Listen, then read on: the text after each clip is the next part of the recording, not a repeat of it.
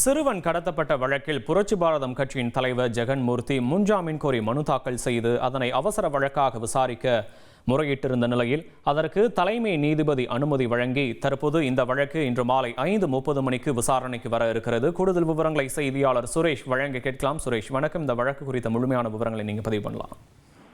வணக்கம்.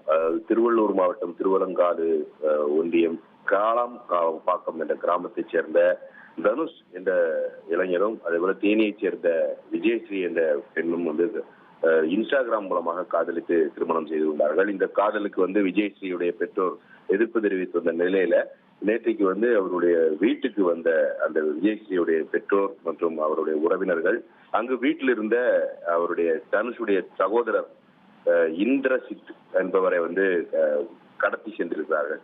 இந்த பிறகு சிறிது நேரத்துல அவரை அவர் வீட்டுல கொண்டு விட்டுட்டு போயிருக்கிறாங்க. இந்த கடத்தல் வழக்கு தொடர்பாக ஏற்கனவே 2 பேரை காவல்துறையினர் கைது செய்திருக்கக்கூடிய நிலையில இந்த வழக்குல கேவி குப்பம் தொகுதி எம்எல்ஏவான பூவை ஜெகன்மூர்த்திக்கும் தொடர்பு இருப்பதாக போலீஸ் தரப்புல குற்றம் சாட்டப்பட்ட வந்த நிலையில இந்த வழக்குல தன்னை காவல்துறையினர் கைது செய்யப்படக்கூடும் என்ற ஒரு அச்சத்தின் அடிப்படையில பூவை ஜெகன்மூர்த்தி சென்னை உயர்நீதிமன்றத்துல முன்ஜாமீன் கேட்டு மனு தாக்கல் செய்திருக்கிறார்.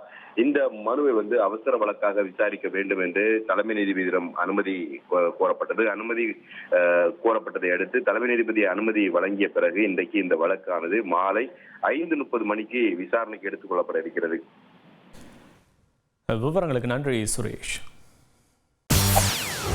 செய்திகளை உடனுக்குடன் தெரிந்து கொள்ள உடனே சப்ஸ்கிரைப் பண்ணுங்க.